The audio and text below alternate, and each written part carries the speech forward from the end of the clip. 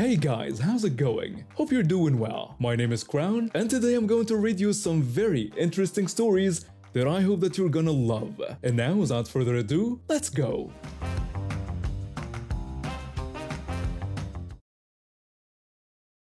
I sat on the worn couch in our small base housing apartment, holding my newborn son against my chest. He was 2 weeks old, and every time I looked at him, I felt this weird mix of love and complete panic. The deployment had ended just days before he arrived, and I was still trying to shake off the feeling of being on constant alert. My wife was in the bedroom, still recovering from the emergency surgery. The doctor said it would be weeks before she could move around normally. We were barely keeping it together. I'd wake up 3 times a night for feedings, change diapers in a half-asleep fog, and try to figure out how to do laundry without shrinking all the baby clothes. My wife felt guilty she couldn't help more, which made me feel worse because she was the one who just had major surgery. We were functioning on maybe 3 hours of sleep between us when my parents called saying they wanted to visit with my sister and her 4-year-old son. I thought it might actually help. Having family around seemed like it could ease some of the pressure. They drove in from across the country and checked into a hotel about 10 minutes away. The first day they came over around noon. I've been up since 5 that morning with the baby. My sister walked in and immediately dropped onto the couch. She complained about how exhausting the drive had been and asked me to make her some tea.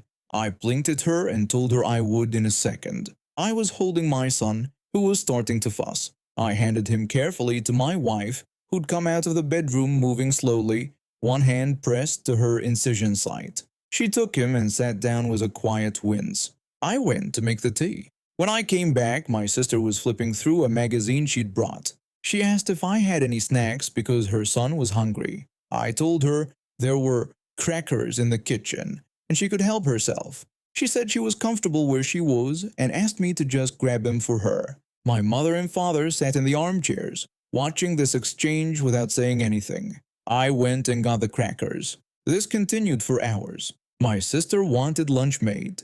She wanted the TV channel changed. She wanted me to entertain her son, who kept pulling things off shelves and jumping on furniture.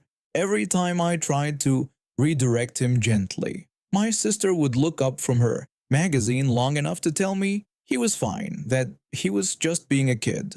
My wife eventually went back to the bedroom to lie down. I could see the exhaustion on her face, the way she moved like everything hurt. The next day was worse. They showed up earlier, and my sister acted like our apartment was a hotel where she was a paying guest. She wanted coffee made a specific way. She complained the temperature was too cold. She sent her son to ask me for juice, then a snack, then to play a game with him, all while she sat scrolling on her phone. My parents still said nothing. They just sat there, occasionally making small talk about the weather or asking basic questions about the baby that I barely had energy to answer. On the third day, I was running on fumes. My son had been up most of the night. My wife was in pain and trying not to show it, which somehow made it worse.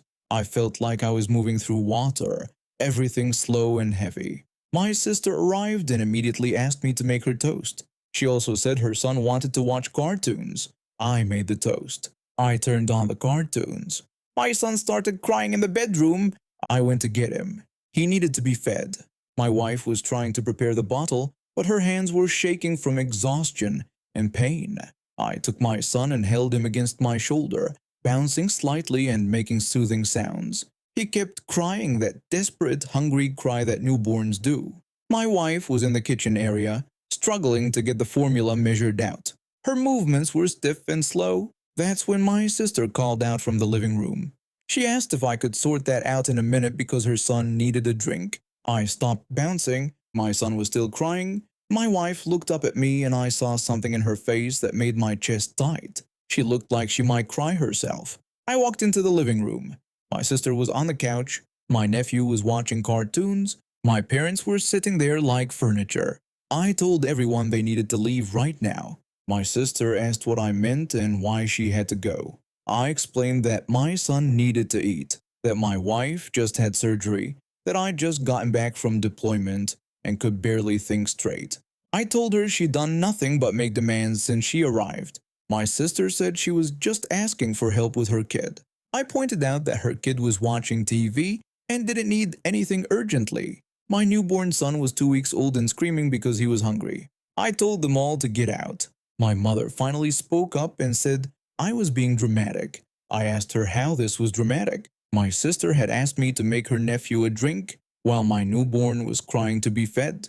Nobody had offered to help once. Not with a baby, not with cooking, not with anything. I told them they'd all just sat there while my wife and I ran ourselves into the ground. My father mentioned they'd come a long way to visit. I said if that was true, they should have come to help, or at least not made things harder. I told them to get out, go back to their hotel, and only come back when they could act like family instead of guests at a resort. My sister grabbed her son and stormed out. My parents followed, my mother saying something about me being ungrateful that I didn't catch all of.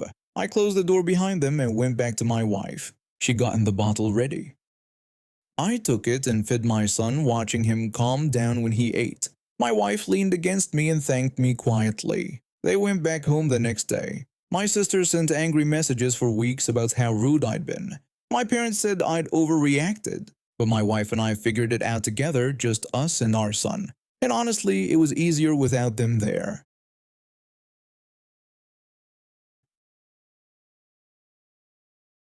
I've been friends with her for about a few years, and most of that time had been good. We met at a yoga class downtown, bonded over our shared love of chai lattes, and started hanging out regularly. She was fun, spontaneous, always talking about meditation and positive vibes. But there was this one thing that drove me insane. She was always late.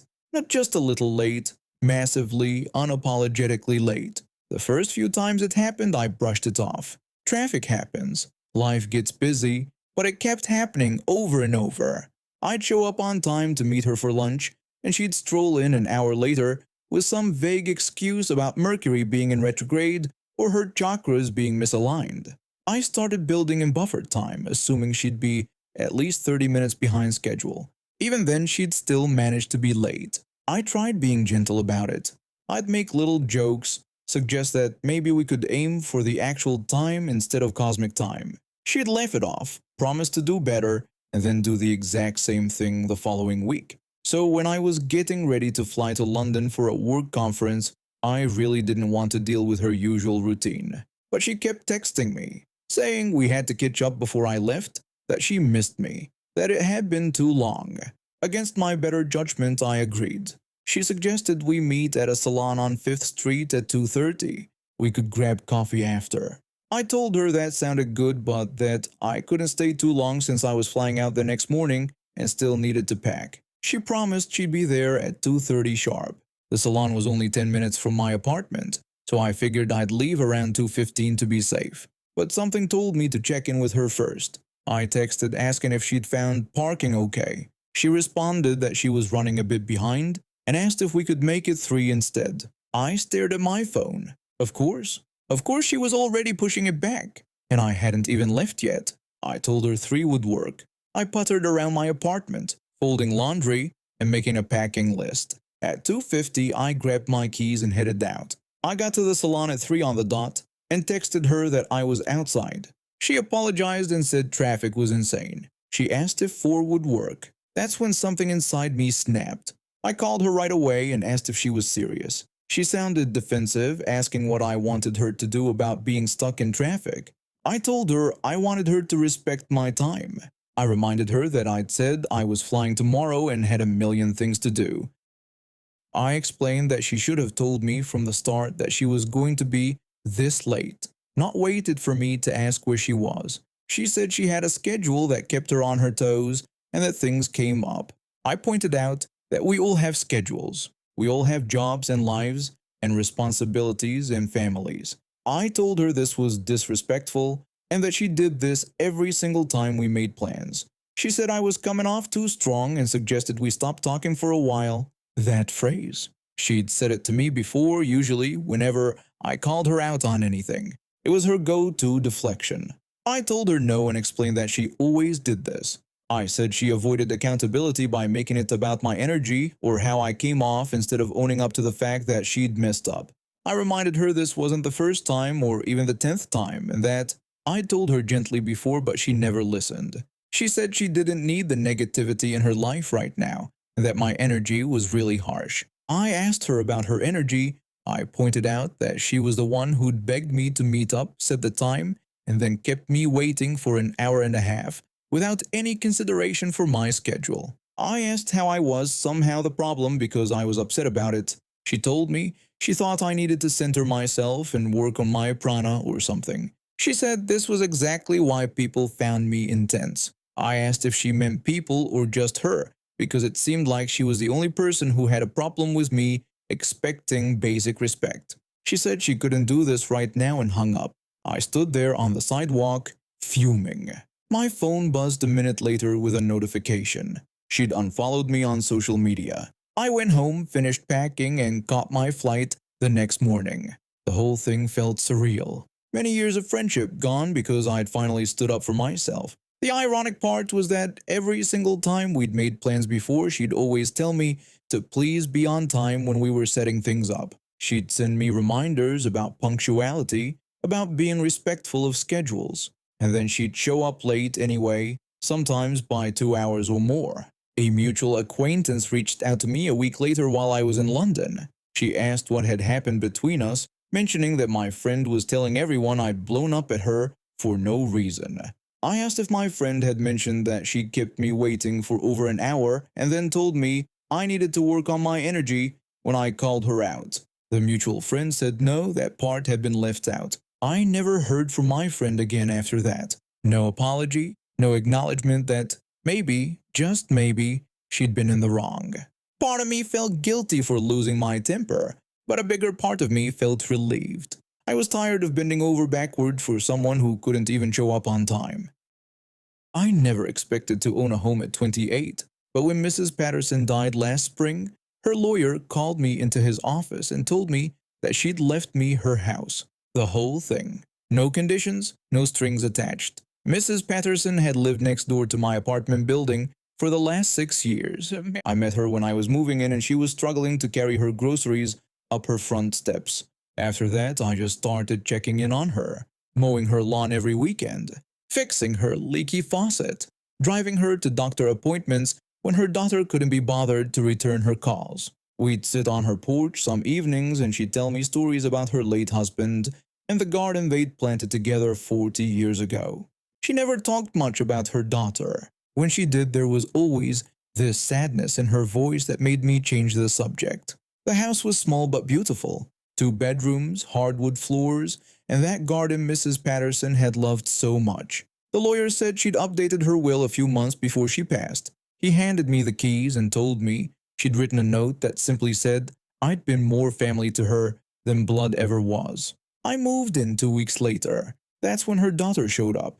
I was unpacking boxes in the living room when someone started pounding on the front door. I opened it to find a woman in her 50s with blonde highlights and a designer purse. She demanded to know if I was the one living in her mother's house. I told her I was sorry for her loss and that she must be Mrs. Patterson's daughter. She didn't care about condolences. She wanted to know what I'd done to convince her mother to give me the house. I told her that Mrs. Patterson had left it to me in her will and that I hadn't asked for it.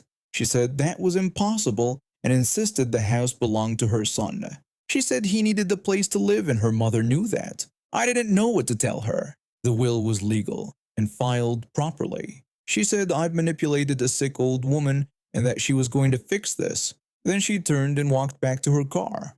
I closed the door and tried to forget about it. But that was just the beginning. 3 days later, the police showed up at my door. Someone had filed a noise complaint saying I was throwing loud parties until 3 in the morning. The officers looked around, saw I was alone and watching television at a reasonable volume, and apologized for bothering me. Then the rumors started. Neighbors I'd never met began giving me strange looks. One finally pulled me aside and said she'd heard I'd stolen the house through fraud. Another said someone told her I'd threatened Mrs. Patterson into changing her will. I knew exactly who was spreading these lies. A week after that, I came home from work to find her standing in my driveway with a clipboard. She was taking notes and circling the property like she was conducting some kind of official inspection. I asked what she was doing. She said she was documenting the condition of her future home. She said she'd need a full report when she took possession. I told her she wasn't taking possession and that this was my house. She said her lawyer told her I'd cave once I realized how expensive it would be to fight her. I went inside and locked the door. She stayed out there for another 20 minutes, taking photos and writing notes. I called the non-emergency police line, and they said unless she was trespassing on the actual property, there wasn't much they could do. The harassment continued. She left notes on my car. She called the city and said I was violating building codes. She even contacted Mrs. Patterson's old church and told them I'd stolen from a dying woman. But I refused to engage. I had the will. I had the deed. I wasn't going anywhere. That's when she lost it. I was in the backyard watering Mrs. Patterson's roses when I heard my side gate slam open. She came storming through, her face red and twisted. She started screaming at me to get out and get out of her son's house right now. I told her she needed to leave because she was trespassing. She shouted that she wasn't going anywhere and that this was her property. She screamed that I was squatting on her son's birthright. I pulled out my phone and started recording. That only made her angrier. She yelled at me not to record her and then lunged forward. She actually hit me. The phone nearly flew out of my hand, but I held onto it. She grabbed for it, trying to rip it away from me, but I stepped back. I told her to leave or I'd call the police. She said no one would believe me and that she'd tell them I attacked her. But people were already coming outside. The couple across the street, the retired teacher 2 houses down. They all stood in their yards watching as she continued screaming at me. She seemed to realize she had an audience, but instead of calming down, she got worse. She grabbed one of my garden gnomes and threw it into the street, then a decorative solar light, then the small bird bath Mrs. Patterson had loved. While throwing my things around, she kept screaming that none of this belonged to me. She yelled that her son deserved this house and that he had potential. She insisted he needed a place that matched his potential. I made the mistake of pointing out that her son was 35 years old and maybe he should get his own house. She snapped. She started screaming that she'd take this to the Supreme Court, that she'd sue me for everything I had, that I'd never get away with this. Then she climbed onto the hood of her car and started shouting at the entire neighborhood. She announced that everyone needed to know the truth and called me a thief and a con artist. Sirens echoed down the street. Someone had called the police. 2 officers arrived and tried to calm her down, but she was beyond reason. One officer told her she needed to step down from the vehicle. She refused and said she wouldn't move until justice was served. She screamed that the house was her son's and that it was legally his. The officer said they could discuss this, but she needed to come down. She told him not to tell her what to do. She climbed down but got in the officer's face, still shouting about her rights and her son's inheritance and how everyone was conspiring against her. The officer asked me what happened. I showed him the video. He watched the whole thing, including the part where she hit me and tried to grab my phone. The other neighbors gave statements. They'd all seen her throw my property into the street. They'd all heard her threatening me. The first officer tried one more time to de-escalate. He said he understood she was upset, but she needed to calm down. He told her there were legal channels for disputes like this. She called them useless and then shoved him. She actually put both hands on his chest and pushed him backward. Both officers moved fast. They had her in handcuffs within seconds, while she screamed about false arrest and police brutality and her lawyer who was going to destroy everyone. The officer told her she was under arrest for assault, trespassing, and disorderly conduct. She shrieked that this wasn't over and that she was coming back with lawyers. She said we'd all pay for this. They put her in the back of the patrol car. She was still shouting when they drove away. The neighbors came over to check on me. They apologized for believing the rumors. They said they'd testify if I needed them to. I never heard from her again. Her lawyer sent one threatening letter, but my lawyer responded with a video, the police report, and witness statements. That was the end of it. I still live in Mrs. Patterson's house. I tend her garden every weekend. Sometimes I sit on the porch in the evening and think about how lucky I am that she saw something in me worth leaving behind. The house is quiet, peaceful, exactly how she would have wanted it. My brother and I were close, growing up in a tight-knit family where everyone lived within 20 minutes of each other. Things shifted when he started dating his girlfriend a few years ago. She came from a family that operated differently than ours. Her mom was always involved in every decision, and her younger brother got away with everything. Still, I tried to welcome her and make an effort because my brother seemed happy. When they announced they were having twins, our whole family was excited. My sister and I immediately started planning how we could help once the babies arrived. We offered to meal prep, run errands, whatever they needed. My brother seemed grateful at first. Then about a month before the due date, a message popped up in our family group chat. It was a long paragraph from my brother and his girlfriend listing out rules for hospital visits. The main one that stood out was that nobody would be allowed to hold or touch the babies. They said it was for health reasons and asked everyone to respect their boundaries. My mom was disappointed but said she understood. My sister and I agreed we would follow whatever rules they set. The babies came 2 weeks ago. My sister and I drove to the hospital the next day, excited to finally meet our new nieces.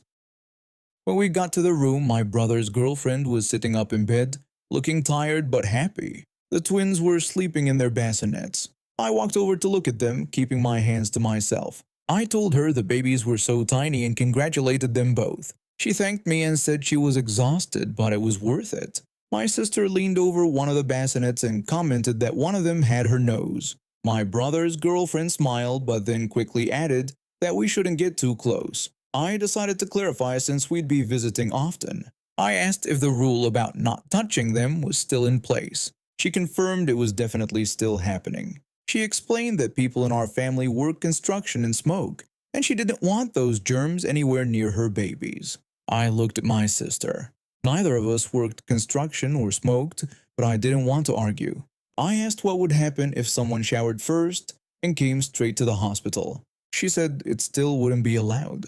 She brought up her cousin who had come yesterday right after work, wanting to touch them, and she told him no. Even if he'd showered, she wouldn't have allowed it. We stayed for another hour making small talk, then left. In the parking lot, my sister looked frustrated. She pointed out that we'd both noticed their mom holding one of the babies earlier. I said I'd seen that too and figured maybe she'd just trusted her own mom more. My sister agreed but said it still felt unfair to our mom. I agreed but figured maybe new parents just felt more comfortable with the maternal grandmother. We decided not to make waves about it. A few nights later, I was at home showing my boyfriend the photos I'd taken at the hospital when my phone buzzed. The family group chat had a new message. I opened it and saw a video with a caption about an uncle coming to visit the babies. I hit play. The video showed my brother's girlfriend in her hospital bed with one twin in a bassinet beside her. Her 17-year-old brother was standing over the bassinet, reaching in and touching the baby's head. In the video, she was asking him if the baby's head felt soft. Before I could process what I was seeing, the video disappeared. Unsent. Within seconds, a photo appeared with the same caption. It showed the same scene, but this time her brother had his hands behind his back and my brother's girlfriend was gripping the bassinet, not the baby. I immediately called my sister. I asked if she'd seen the video in the chat. She asked what video and said she only saw a photo. I explained that they'd unsent it and that her brother had been touching the baby's head while she sat right there letting him do it. My sister asked if I was serious after everything they'd said about germs and boundaries. I told her I'd watched it happen and that he'd had his hands all over her. My sister said this was ridiculous. She pointed out that her brother goes clubbing until 5 in the morning every weekend, and he gets to touch them, but we can't. I texted my brother right away saying we'd seen the video before it was deleted. He read the message but never responded, even though I could see him active in other chats. My sister and I spent the next day fuming about it. Our mom had been respecting their rules completely, staying back and not asking to hold the babies, even though it was clearly breaking her heart. Meanwhile, my brother's girlfriend's family was doing whatever they wanted. The following afternoon, my sister and I decided we needed to talk to him directly. We called when we knew he'd be alone. He answered, asking what was up. I told him we needed to talk about the video he'd posted and then deleted. He acknowledged it with a simple response. My sister asked how it made sense that her brother gets to touch the babies, but we don't. My brother explained that her brother had asked permission and the mother allowed it. I pointed out that we'd been told absolutely no touching and that we'd respected that boundary because they'd both made it very clear. My brother said we could have asked too. He suggested that if we'd come freshly showered and asked, maybe she would have said yes. My sister said that wasn't fair. She reminded him that he'd sent a whole message to everyone saying not to touch them, and we'd followed his rules. My brother said it was her decision who gets to touch the babies. I asked him directly if this wasn't really about germs or construction work or cigarettes, but just that her family gets special treatment.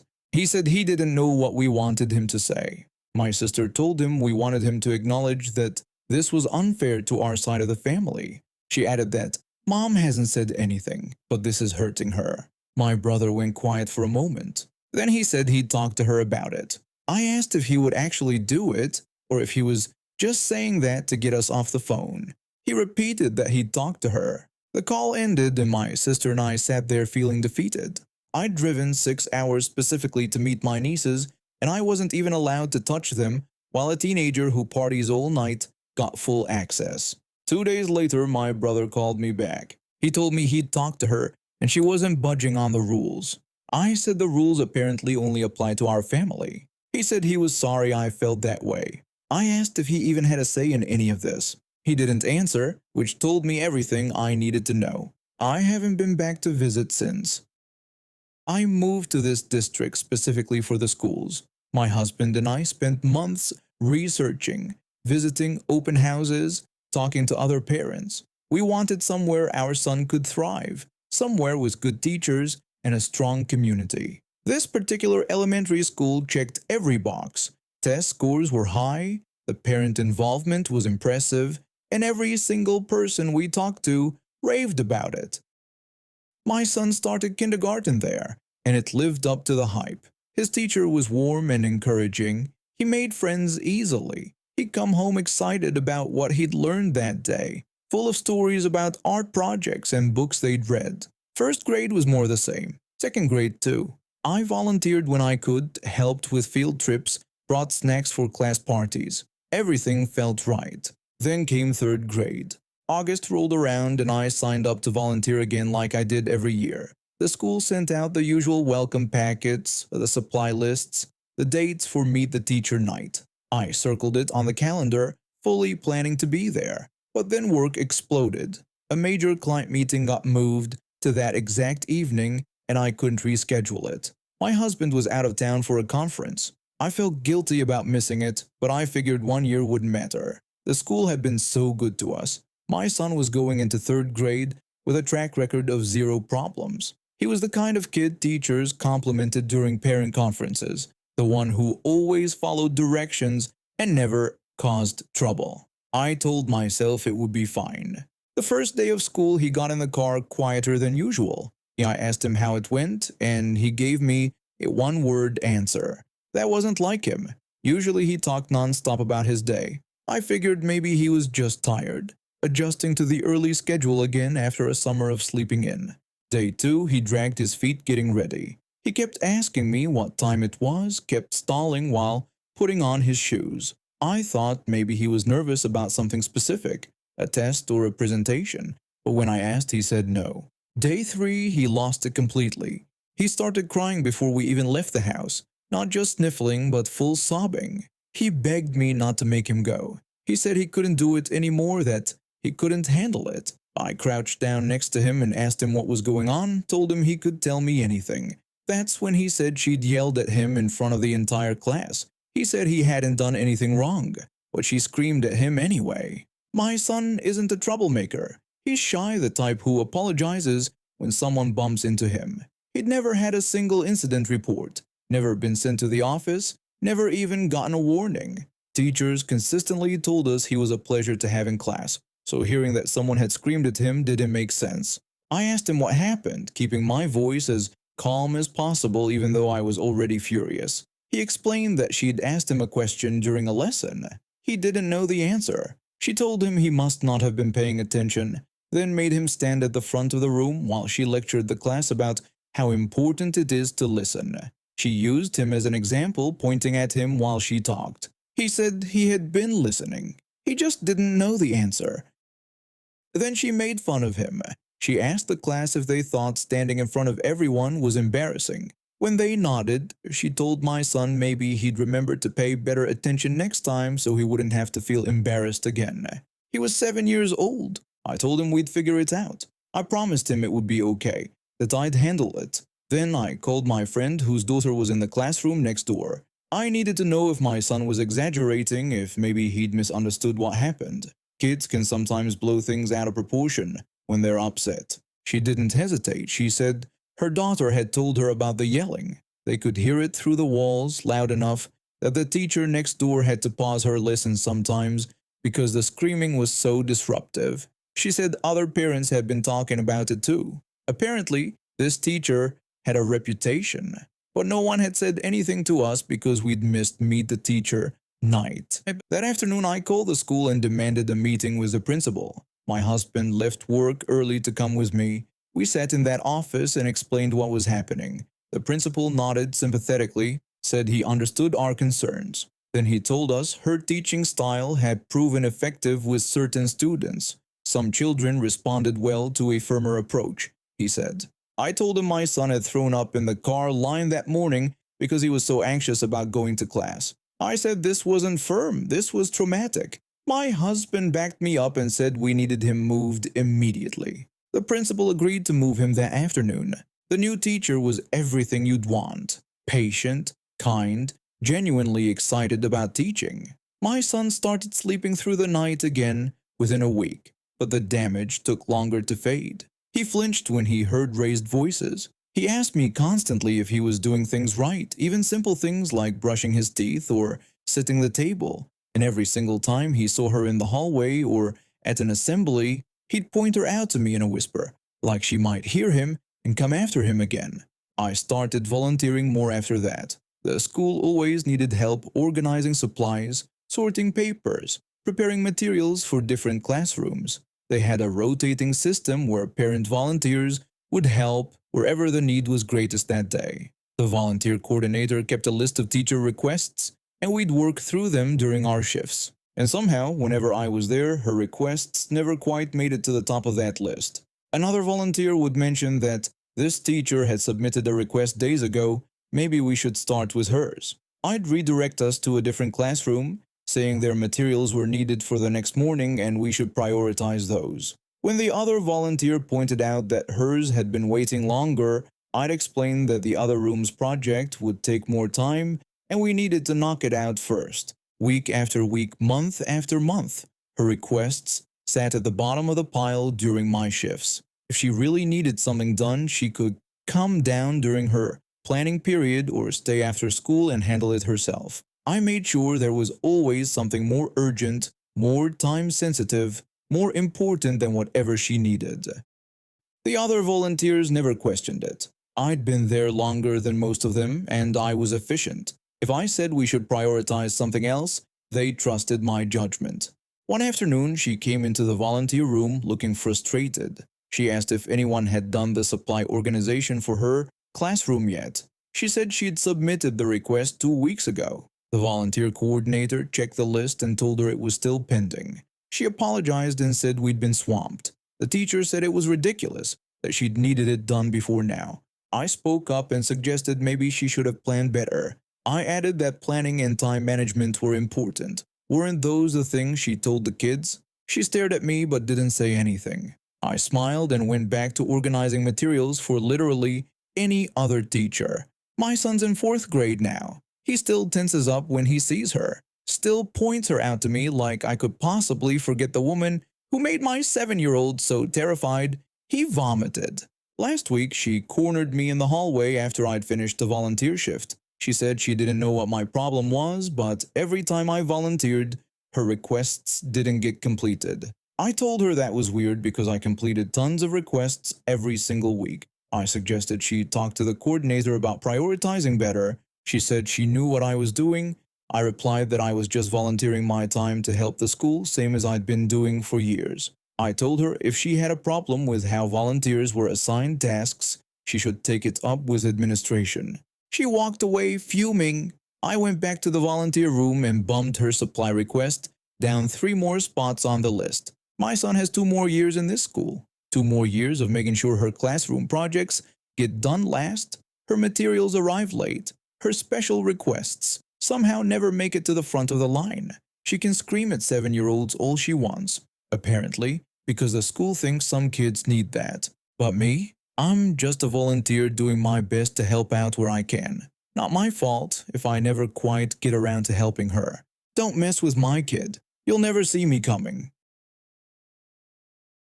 And now we have reached the end of today's stories. Thank you for watching, and see you next time.